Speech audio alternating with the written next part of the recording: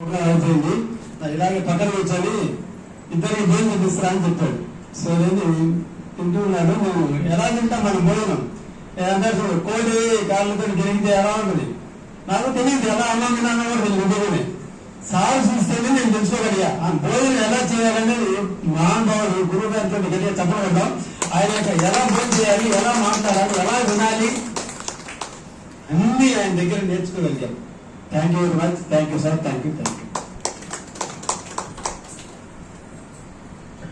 అలా ఇక్కడ fancy goods merchants association హాల్లో క్లాస్ అరేంజ్ చేశాను. మేమిద్దరము కాలేజీలో కొలీగ్స్ ఒకే డిపార్ట్మెంట్లో లెక్చరర్స్ గా చేస్తున్నాము. ఇలా క్లాస్ ఉందని చెప్తే ఆ రోజు సాయంత్రం అక్కడికి వెళ్ళటంలో నేను కొంచెం కాలేజీ నుంచి రావటం లేట్ అయ్యి అక్కడ వెళ్ళేసరికి హాల్ మొత్తం నిండిపోయింది. బయట అప్పుడు కింద హాల్ ఉంది కదా, క్లోజ్ చేస్తుంటే పెద్ద ఓపెన్ గా ఉండేది. అక్కడ స్టేజీ కట్టి వాళ్ళంతా స్టేజ్ మీద ఉన్నారు. అక్కడ ముందు ఎక్కడ కుర్చీలు లేవు, వెనక ఎక్కడో ఒక కుర్చీ ఖాళీ ఉంటే అక్కడ కూర్చున్నాను. సరే సార్ ఏదో మాట్లాడాడు. అప్పటికి నాకు ఆధ్యాత్మికత అంటే ఇందులో ఏమి ఎంట్రన్స్ లేదు, అసలు ప్రావీణ్యత తెలియదు. తర్వాత ఆయన కొద్దిసేపు తర్వాత ఆయన ఫ్లూట్ వాయిస్తూ మెడిటేషన్ చేయించేవాడు. ఇప్పుడు తర్వాత తగ్గించాడు, కానీ మొట్టమొదట 30 గంటన్నర సేపు ఫ్లూట్ వాయిస్తూ చేయించేవాడు. చాలా మందికి తెలియకపోవచ్చు, కొంతమంది తెలుస్తుంది సీనియర్స్. దాదాపు 45-50 నిమిషాలు ఫ్లూట్ వాయిస్తూ ధ్యానం చేయించాడు. మధ్యలో ఏదో ఒక మాట చెప్తాడు, ఫ్లూట్ వాయిస్తుంటాడు. సరే మనకేం తెలియదు ధ్యానం అంటే, నాకేం తెలియదు అసలు. అందరూ కళ్ళు మూసుకుంటుంటే కళ్ళు మూసుకున్నాను. చివరిలో ధ్యానం అయిపోయింది. అందరూ గట్టిగా చాలాసార్లు చప్పట్లు కొట్టారు. ఆయన ఏదో చెప్పాడు, ఇదేమైపోయింది. మీటింగ్ లేసి అందరూ వెళ్ళిపోతున్నారు. నేను మాత్రం కళ్ళు మూసుకుని అలాగే స్తబ్దగా కూర్చొని ఉంటాను. నాకేం తెలియదు అసలు అయిపోయిందని కానీ చప్పట్లు కొట్టారని కానీ అందరూ లేచిపోతున్నారని తెలియదు. అప్పట్లో టిఫిన్లు ఏముండేవి కాదు, మనకు వెళ్ళిపోయేవాళ్ళం వినేసి. ఎవరో ఒక ఫ్రెండ్ తెలిసిన అతను ఏదో అందరూ వెళ్ళిపోతుంటే నువ్వు ఇంకా కళ్ళు మూసుకు కూర్చుని నన్ను తట్టి లేపాడు. అప్పటిదాకా నాకు అసలు మనసులో లేను. అంటే అప్పుడు ధ్యానం అంటే ఏంటో మొట్టమొదటిసారిగా నాకు సార్ క్లాస్ లో నాకు అర్థమైంది. ధ్యానం అంటే ఇందులో ఒక మహత్వం ఉంది, నేను తెలుసుకోవాలని. అప్పటి నుంచి 2 సంవత్సరాల పాటు ఎన్ని పుస్తకాలు చదివాను, కొన్ని వందల పుస్తకాలు చదివాను. సార్ చెబుతుంటాడు పుస్తకాలు చదివాను. సార్ క్లాస్ ఎక్కడుంటే అక్కడికి వెళ్ళేవాళ్ళం. విజయవాడ, నెల్లూరు, గుంటూరు, కనిగిరి, మార్కాపూర్, ఎక్కడ కందుకూరు, ఎక్కడ జరుగుతుంటే అక్కడ క్లాసులకు వెళ్ళేవాళ్ళం. ఎందుకంటే ఆయన చెప్పింది వినాలని. క్లాసులకు వెళ్ళేవాళ్ళం, చేస్తుండేవాళ్ళం. ఆయనతో చాలా చాలా అనుభవాలు ఉన్నాయి. ఆయనతో కలిసి పిరమిడ్ కూడా వెళ్ళొచ్చాను. గీజా పిరమిడ్, ఈజిప్ట్ లో ఉన్నటువంటి గీజా పిరమిడ్. గీజా పిరమిడ్ లో కింగ్ ఛాంబర్ లో పైన ఉంటుంది. కింగ్ ఛాంబర్ 350 అడుగుల ఎత్తులో ఉంటుంది. 450 అడుగుల ఎత్తులో ఉంటుంది పిరమిడ్. 350 అడుగుల ఎత్తులో కింగ్ ఛాంబర్ ఉంటుంది. ఆ కింగ్ ఛాంబర్ లో 45 నిమిషాల సేపు మా చేత అక్కడ ధ్యానం చేయించాడు. అక్కడ వచ్చేటువంటి అనుభవాలు చాలా డిఫరెంట్ గా ఉంటాయి. అవన్నీ ఇప్పుడు మనకు టైం కుదరదు, ఇప్పుడు ఇంకోసారి వీలున్నప్పుడు చెప్పుకుందాం. సో ప్రతిసారితో అనుభవం అనేది చాలా ఉంటుంది. దగ్గరగా ఉన్నప్పుడు తెలుస్తుంది. స్టేజ్ మీద సింపుల్ గా మామూలుగా జనరల్ గా చెప్తుంటారు ఎవరైనా, అలాగే ఆయన చెప్తాడు తెలియదు. ఇండివిజువల్ గా కూర్చున్నప్పుడు ప్రతిసారితో రూమ్ లో కూర్చొని ఒకళ్ళము, ఇద్దరము, ముగ్గురము, నలుగురు కూర్చొని మాట్లాడేటప్పుడు ఆయన ఇన్డెప్త్ గా మాట్లాడతాడు. ఇన్డెప్త్ గా ఎప్పుడు మాట్లాడతాడంటే ఎదురుగా వినేవాడి యొక్క మనసు ఎటువంటిదో, వాడు రిసీవింగ్ పవర్ ఏంటో దాన్ని బట్టి మాట్లాడతాడు ఆయన. నేను ఆచార్య మేమంతా ఋషికేశ్ వెళ్ళాము. సార్ అక్కడ ఒక 4 రోజుల ప్రోగ్రాం పెట్టే ఉత్తరాఖండ్. అక్కడ రూమ్ లో కూర్చుంటే అక్కడ మాట్లాడేవాడు. ఇట్లా చాలా చోట్ల ఆయన పర్సనల్ గా మాట్లాడడం జరుగుతుంది. ఎన్నో విషయాలు చెప్పేవాడు. అవన్నీ మనం ఇక్కడ స్టేజ్ మీద చెప్పుకున్నటువంటి విషయాలు కాదు. అంటే ఆధ్యాత్మికంగా ఎలా ఉండాలి చెప్తుండేవాళ్ళు. అంటే ఇండివిజువల్ గా చెప్పడం డిఫరెంట్ గా ఉంటుంది, జనరల్ గా మీటింగ్ లో చెప్పడం అనేది ఇంకో రకంగా డిఫరెంట్ గా ఉంటుంది. ఇప్పుడు వెంకయ్య గారు చెప్పారు కదా, అంటే కొంతమంది ధ్యాన సాధన వల్ల, యోగ సాధన వల్ల ఎంతో మంది మహానుభావులు ఎన్నో మహత్తులు వస్తాయి. ఎన్నో మహత్తులు వచ్చినప్పుడు ఆ మహత్తులను బయటికి ఎక్స్ప్రెస్ చేయకుండా, ఎవరితోటి నాకు తెలుసు అని చెప్పకుండా, ఆ అహంకారం లేకుండా, గర్వము లేకుండా, అవసరం వచ్చినప్పుడు చూపిస్తూ ఉన్నవాడు మాత్రమే మహానుభావుడు అవుతారు. అలా వచ్చిన వాళ్ళు నాకు చాలా మంది తెలుసు. ఎందుకంటే నేను హిమాలయాల్లో 17 రోజులు సాధన చేసి వచ్చాను. దాదాపు 12 ఆశ్రమాలలో. అక్కడ ఎంతో మందిని చూశాను. 140, 150, 150 ఏళ్ళు ఉన్న వాళ్ళని కూడా చూశాను. ఒకతను 160 ఇయర్స్, ఒక నాగు సాధువు. చూస్తే ఒక 60 ఏళ్ళ చాలా చలాగ్గా ఉంటాడు. ఇప్పుడు మనం ఒక గురువు గారు చూస్తున్నాము. లాస్ట్ టైం కూడా మనకు దసరా వచ్చారు. 150 సంవత్సరాల వయసు సదానంద యోగి. ఆయన 140-145 సంవత్సరాలు ఉన్నటువంటి ఒక యోగి. ఇంకొక యోగి 145 సంవత్సరాల తర్వాత నాకు ఇక్కడ పని అయిపోయింది, నేను అగ్ని ప్రవేశం చేస్తానన్నాడు. ఆయన ఆశ్రమం ఉంది ఉత్తరాఖండ్లో. చేస్తే అక్కడ ఒప్పుకోలేదు, గవర్నమెంట్ ఒప్పుకోలేదు. ఒక నెల రోజులు ఫైట్ చేసి గవర్నమెంట్ను ఒప్పిస్తే మినిస్టర్స్, ఎస్పీలు, పోలీసు బందోబస్తు అంతా వచ్చి నువ్వు ఎలా చేస్తావచ్చు మేము చూస్తామని చెప్పి చేస్తే ఆయన అక్కడ పెద్ద అగ్నిగుండం వేసుకొని హాయిగా నడుచుకుంటూ వెళ్ళి మధ్యలో నిల్చున్నాడు. అక్కడంతా మొత్తం బూడిదైపోయాడు. ఆ బూడిద దగ్గర ఆయన సమాధి కట్టారు. సమాధి కట్టి ఆయన ఒక విగ్రహం పెట్టారు. ఇట్లా ఎంతో మంది మహానుభావులు చూశాం. అంటే ఎక్స్ప్రెస్ చేసుకున్నవాడు వాడు ఖతమైపోతాడు. తనకు వచ్చినటువంటి యోగ సాధన వల్ల ఎవరికైనా కొన్ని శక్తులు వస్తే ఆ శక్తులను ఎక్స్ప్రెస్ చేసి దాన్ని ఏదో డబ్బు సంపాదన కోసము లేదా గొప్పవాడిని నిరూపించడం కోసం చేసుకున్నాడు అనుకోండి, డెవలప్ కాలేడు, ఆటోమేటిక్ పతనం అయిపోతాడు. మీరు పైలట్ బాబా పేరు విని ఉంటారు, చూసారా? పైలట్ బాబాని ఎవరన్నా? రీసెంట్ గా ఆయన గతించిపోయారు. పైలట్ బాబాని హిమాలయాలో ఉంటారు. ఆయన పాకిస్తాన్ తో రెండవ ప్రపంచ యుద్ధంలో పాకిస్తాన్ తో యుద్ధం జరుగుతున్నప్పుడు పైలట్ గా పనిచేశారు. ఆయన పైలట్ గా చేయక ముందు ఆయన ఎలా ఉండేవాడంటే, నేను బాగా మంచి పైలట్ను, నేను బాగా విమానం నడుపుతాను, యుద్ధాలు చేస్తాను, బాంబులు వేస్తాను, శత్రువులను చంపుతాను, ఇదంతా మన యొక్క స్కిల్, మన యొక్క నేర్పరితనంగానే. ఇక్కడ దేవుడు అది ఇది అనేవాడు కాదన్నవాడు. ఎవరేం చెప్పినా దేవుడు లేడు, ఏం లేదు, మన శక్తిని అలా ఉండేవాడు మనిషి అతను. అటువంటి వాడు అతనితో పాటు కో పైలట్ ఇద్దరు కలిసి పాకిస్తాన్ మీద బాంబులు వేయడానికి పోయారు. యుద్ధంలో బాంబులు వేయడానికి పోయినప్పుడు మన దేశం సరే దాటి అవతలికి పోకూడదు, అవతలికి పోతే వాళ్ళు మన బాంబులు వేసి దీన్ని కాల్ చేస్తారు. కానీ ఇతను ధైర్యం చేసి లోపలికి వెళ్ళి అక్కడ ఎన్నో బాంబులు వేసి పాకిస్తాన్ పైన తిరిగి వచ్చేటప్పుడు అక్కడ వాడెవడో చూసి బాంబు వేశాడు. వేసినప్పుడు ఆ పైలట్ ఫ్లైట్ పడిపోయింది, ఇద్దరు ఉన్నటువంటి ఫ్లైట్. అప్పుడు పక్కన ఉన్నటువంటి అసిస్టెంట్ పైలట్ ఇది పడిపోతుందండి, ఏం చేద్దాం అన్నాడు. ఏం చేసేది ఉందా, వాళ్ళు బాంబు వేశారు, మనం వేస్తే వాళ్ళు అట్లా పోయారు, వాళ్ళు వేస్తే మనం కూడా అట్లాగే పోతాము, దాని గురించి మనం బాధపడాల్సిన అవసరం లేదు, దేశం కోసం మనం ప్రాణాలు అర్పించడానికి వచ్చాం కదా, దేశం కోసం పోతున్నాము అని చెప్పాన్ని. అప్పుడు తన మనసులో అనుకున్నాడట, ఇప్పటిదాకా నేను దేవుడు అంటే నమ్మలేదు, ఏ గొప్పతనం లేదనుకున్నాను, ఒక దేవుడు అనేవాడు ఉంటే నాకేనా ఇప్పుడు సహాయం చేయగాక అని మనసులో తలుచుకున్నాడట. అంటే ఆయన బయోగ్రఫీలో రాసింది చెప్తున్నా నేను అని అనుకున్నాడట. తర్వాత ఫ్లైట్ క్రాష్ అయిపోయింది, అక్కడెక్కడో కొండల్లో పడిపోయింది. పడిపోయిన తర్వాత ఇది మిగతా తెలిసిపోతుంది కదా, అది ఎప్పుడు కూడా ఇదే విమానాలు ఇంటిపోతున్నాయో కింద గ్రౌండ్ లో చూస్తుంటారు.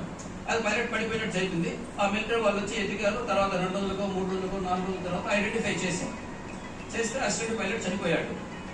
ఇతను ఈ పైలట్ బాబా అని అతను సింగ్, అతని పేరు ఉంది సింగ్, అతను యూపీ అతను బతికి ఉన్నాడు, శ్వాస ఆడుతుంది, కానీ కోమాలో ఉన్నాడు.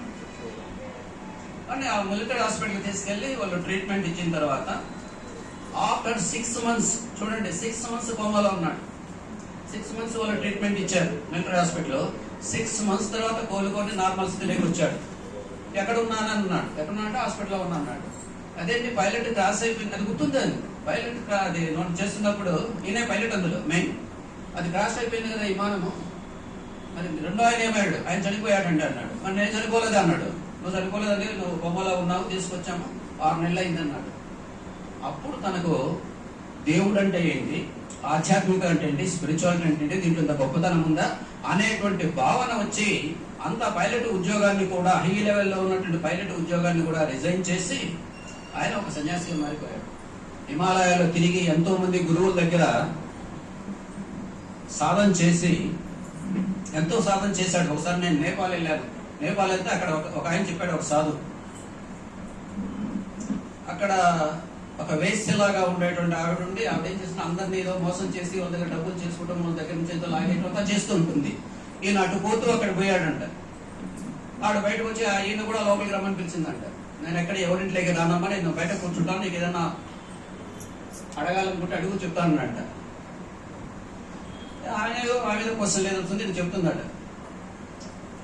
అది ఒక చిన్న ఇల్లులాగా ఉండేదట. ఎందుకు ఈ తప్పుడు పనులన్నీ చేస్తున్నావు, జీవితం ఎంత గొప్పది, మానవ జన్మ ఎంత గొప్పది, దాన్ని సార్థకం చేసుకోకుండా ఎలా తయారవుతున్నావు, నీకు కావాలంటే పెద్ద పెద్ద బిల్డింగ్లు అయినా వస్తాయంటే ఎలా వస్తుందన్నమాట. చిటికేసాడండి. ఒక చిటికేసి ఆయన ఏదో మంత్రం చెప్పడం చేశాడు, ఓ బిల్డింగ్ లాగా మారిపోయిందట. అది ఆ ఇల్లు బిల్డింగ్ లాగా మారిపోయిందట. ఆ బిల్డింగ్ లో కూర్చొని ఆయనతో మాట్లాడి తర్వాత మళ్ళీ మనం ఆ బిల్డింగ్ ఇవ్వకూడదట, ఇదంతా చెప్పకూడదు కదా అని చెప్పేసి మళ్ళీ ఆవిడ మళ్ళీ నార్మల్ హౌస్ చేసేసాడు. అంటే అంత మార్పులు ఉంటాయి అన్నమాట. ప్రయాగలో కుంభమేళా జరుగుతుంది. మొన్న 144 సంవత్సరాల మహాకుంభమేళా జరిగింది తెలుసా? లాస్ట్ ఇయర్ ఈ ఫిబ్రవరిలో జరిగింది. ఆ కుంభమేళాకు ఆయన అధ్యక్షుడిగా పెడతారు గవర్నమెంట్. కుంభమేళాకు అందరూ సందుతో ఆయన అధ్యక్షుడిగా పెట్టి ఆ కుంభమేళాను జరిపిస్తారు. అంత గొప్పడివాడు. మన కర్తాలు కూడా 2 సార్లు వచ్చారు. 10 సార్లు అడగరు.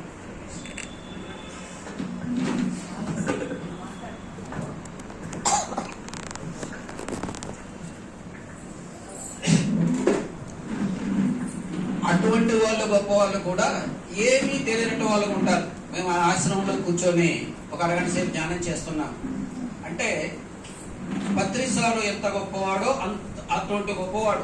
ఎందుకు చెప్తున్నానంటే భగవద్గీతలో ఒక శ్లోకం చెప్తాడు కృష్ణుడు.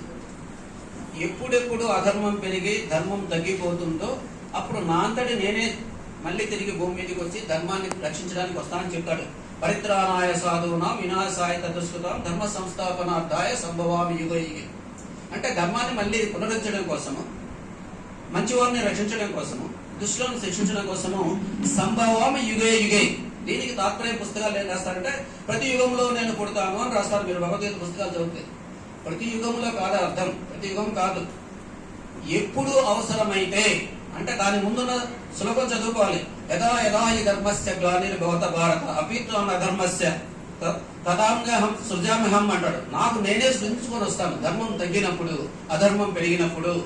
అలా వచ్చేటప్పుడు ఆ పరమాత్మే వస్తాడని అర్థం కాదు. పరమాత్మతో సమానంగా పక్కగా పైలోకాల్లో ఉండేటువంటి ఎన్నో పూర్ణాత్మలు ఉంటాయి. అటువంటి పూర్ణాత్మలో మన ప్రతిసారి కూడా ఒక పూర్ణాత్మ గట్టిగా చెప్పట్లుకుంటాడు. ఇటువంటి పూర్ణాత్మలు భూమికి పంపిస్తారు. బుద్ధుడు అలా వచ్చిన వాడే, యేసుక్రీస్తు అలా వచ్చిన వాడే. అలా ఎంతో మంది ఉన్నారు భూమి మీద వచ్చిన వాళ్ళు. మన దేశంలోనే కాదు ప్రతి దేశంలో ఉన్నారు. అలా వచ్చి వాళ్ళు ఇక్కడ ధర్మాన్ని రక్షించడానికి వచ్చాడు. ప్రతిసారి వచ్చాడు. ఏం చేశాడు? మన జ్ఞానం చెప్పడం అక్కడే కాదు, శాకాహారాన్ని పట్టుకున్నాడు. బుద్ధుడు పట్టుకున్నటువంటి క్రియని. మరి ఇవాళ ఎంతో మంది మీలో నాన్ వెజిటేరియన్స్ ఉన్నారు నాకు తెలుసు. మరి మీరంతా శాకాహారులుగా మారారా లేదా? అంటే అది ధర్మాన్ని కాపాడటం కాదు. మరి ఒక జీవిని చంపకుండా మనము మాంసం తినకుండా శాకాహారులుగా మారి జీవిని రక్షిస్తున్నామంటే అది ధర్మాన్ని రక్షిస్తున్నట్టే కదా. అంటే ఈ రకంగా ఎంతో మంది వస్తారు. అలా వచ్చిన వాళ్ళల్లో మన ప్రతిసారి ఒకరు.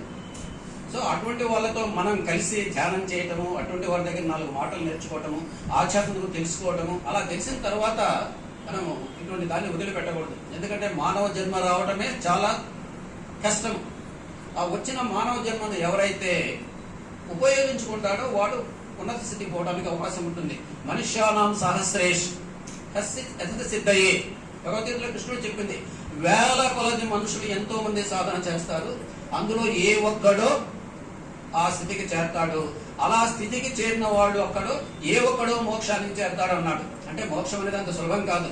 అంటే మోక్షం చేరాలంటే ఎంతో సాధన చెయ్యాలి. ఒక్క జన్మలో చేసే సాధన కాదు.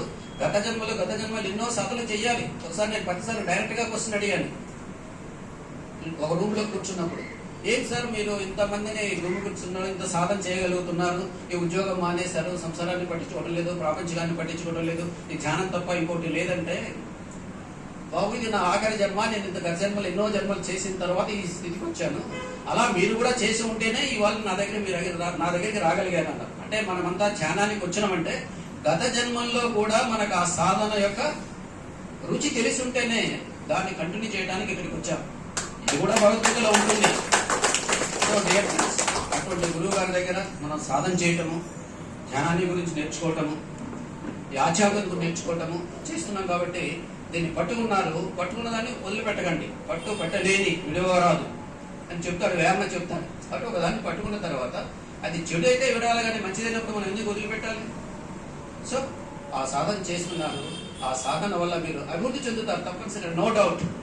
ఒకవేళ మనము ఈ జన్మలో ఈ టైంలో అభివృద్ధి చెందలేక ఏదో కారణాల వల్ల పక్కకి వెళ్ళినా కానీ this will be carried to the next జన్మ. అంటే ఇది మనకు ఒక పుస్తకంలో అకౌంట్ రాస్తే బ్రాట్ ఓవర్ అని చెప్పి ఇక్కడ టోటల్ మళ్ళీ పక్క పేజీలో వేస్తున్నట్టుగా ఇప్పుడు చేస్తున్నటువంటి సాధన నెక్స్ట్ జన్మలో వచ్చి మళ్ళీ అక్కడి నుంచి మనం కంటిన్యూ చేసుకుంటాం. It is true. గీతల పరమాత్మ చెప్పినటువంటి మాట ఇది కూడా. సో అటువంటి అవకాశం మనకు వచ్చింది. అవకాశాన్ని క్లాస్ పెడుతున్నాము, ప్రతి చోట క్లాసులు పెడుతున్నారు. ఎంతమంది వస్తున్నారు? 5 లక్షల జనాభా 6 లక్షల జనాభా ఉన్నారు ఊర్లో. 5-6 లక్షలు 1 లక్ష కూడా వస్తున్నారా? రావట్లేదు కదా. మరి 50 మందో 60 మందో 100 మందో 200 మంది వస్తారు. ఏదో పెద్ద మీటింగ్లు పెడితే ఇంకొక 100 మంది 200 మంది వస్తారు. భోజనం పెడతామంటే ఇంకొక 400 మంది వస్తారు. అంతే కదా.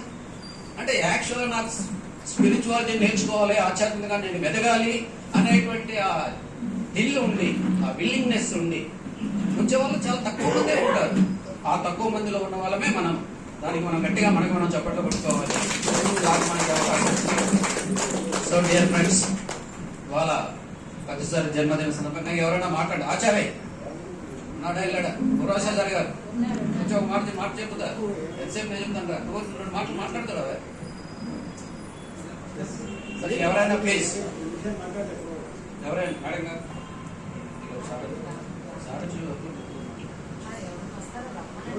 ఇందాక నుంచి పిలుస్తూనే ఉన్నా, ఎవరు రాకపోతే.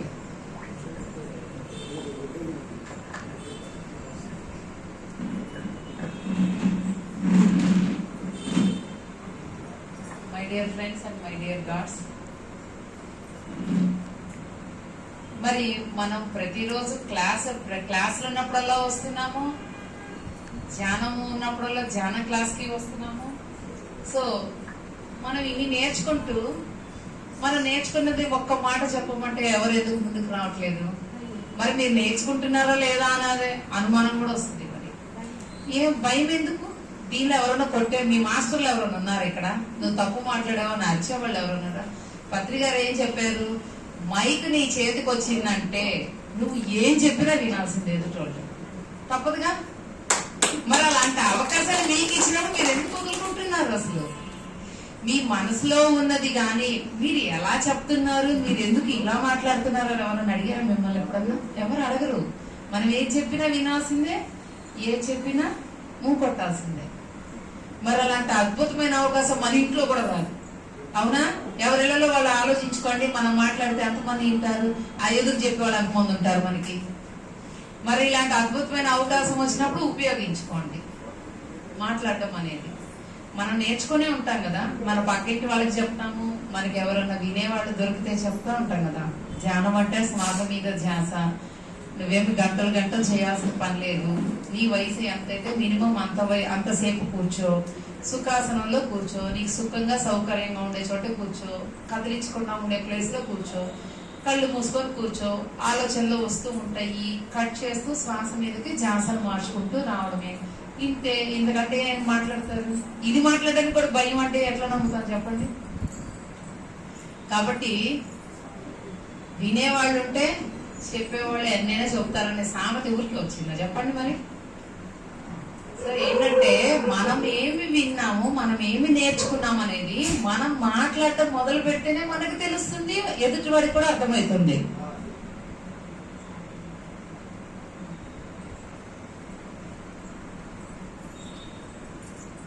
ఇప్పుడు మీలాగానే ఫస్ట్ లో సార్ ఎక్కడ పిలుస్తాడో అని నేను ఎక్కడో చివరి దాక్కునేదాన్ని. కానీ జయశ్రీ మేడం ఎక్కడున్నా రావాలి, జయశ్రీ మేడం రావాలని మైక్ పట్టుకొని నుంచునేవాళ్ళు. అలా అలా మా చేతికి మైకులు ఇచ్చి మాట్లాడడం నేర్పించారు. ఇప్పుడు మనం ఉన్నామండి. ఇప్పుడు అమ్మో వీళ్ళకి మర్యాద ఇవ్వాలి, అమ్మో వీళ్ళకి ఇది ఇవ్వాలి, వీళ్ళకి ఆ గౌరవం ఇవ్వాలి, లేకపోతే ఏమన్నా ఉందా మనకి? మనందరం సమానం ఇక్కడ. మనందరం మన ఫ్రెండ్స్ లో మనకు అలాంటి భావాలు ఏం లేవు. కాబట్టి మనస్ఫూర్తిగా నోరు విప్పి మాట్లాడండి. ఎక్కడ కూడా భయం అనేది ఉంటే ధ్యానం చేయడం వల్ల అది పోవాలి కదా. మరి ఇంకా భయం ఉండడం ఏంటి?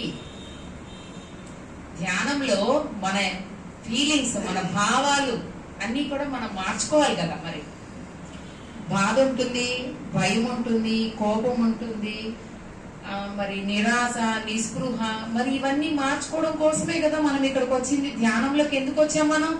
మనం 24 గంటలు సంతోషంగా ఉండి మన లైఫ్ అంతా బాగున్నప్పుడు మనం ధ్యానంకి వస్తామా? లేదు.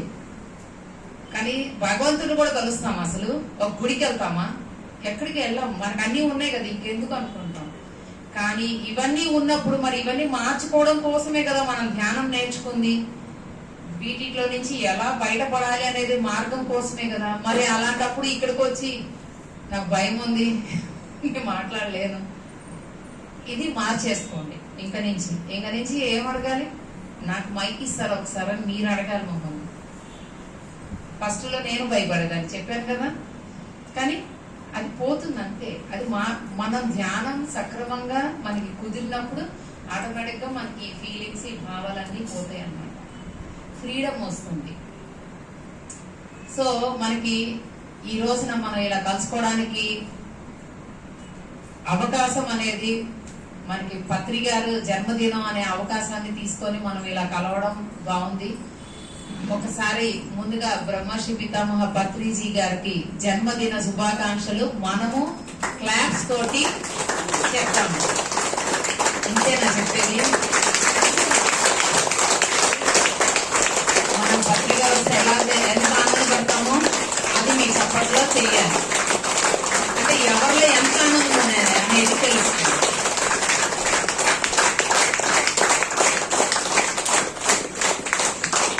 కాబట్టి గుర్తుంచుకోవాల్సింది ఏంటంటే ఆయన మన అందరిలో ఉన్నారు. దైవ స్వరూపం కదా గురువు, దైవ స్వరూపం మనకి. సో మనకి మార్గాన్ని నిర్దేశించిన ఆయన్ని గురువు అంటాము. యాక్చువల్ గా మన పత్రికారు మనకి ఏం చెప్తారు, మీ శ్వాసే మీ గురువు. మీ గురువు ఎప్పుడు మీతోనే ఉంటారు. మీ గురువు చూపించిన మార్గాన్ని మీరు సరిగ్గా పట్టుకోగలిగితే, అంటే ఆ గురువు చెప్పింది మనం అందుకోగలగాలి అంటే ధ్యానంలో మాత్రమే సాధ్యమవుతుంది. నార్మల్ ప్రపంచంలో అందుకోవడం అంటే ఆల్రెడీ ఇందాక కనకరావు గారు చెప్పారు కదా, ఆ స్థాయి, ఆ స్థితి అనేది గత జన్మంలో నుంచి వచ్చి ఉంటే మాత్రమే వాళ్ళు అందుకోగలరు. లేకపోతే మళ్ళీ మనం సాధన చేయాల్సిందే.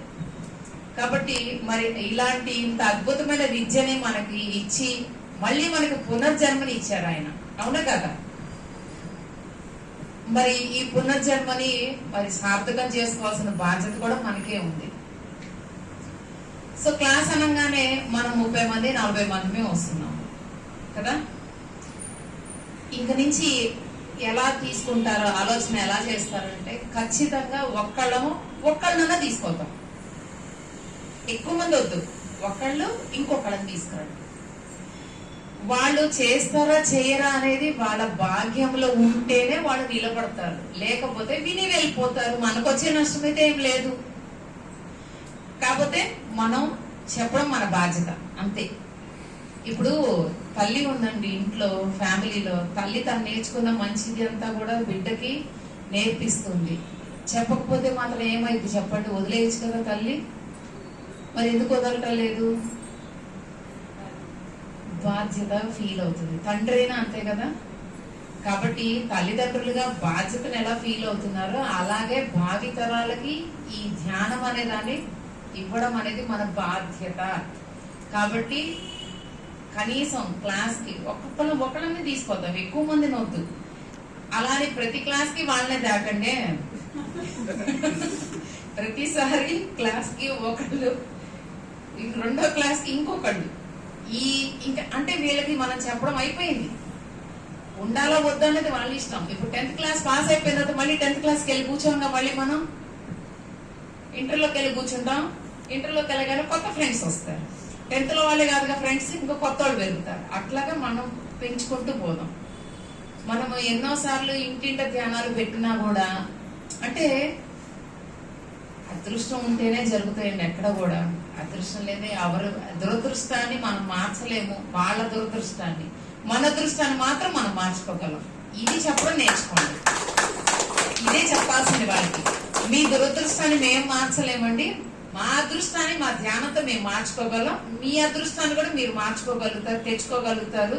కాబట్టి ధ్యానం అనేది చేస్తే మీ అదృష్టాన్ని మీరే తెచ్చుకుంటారని చెప్పండి.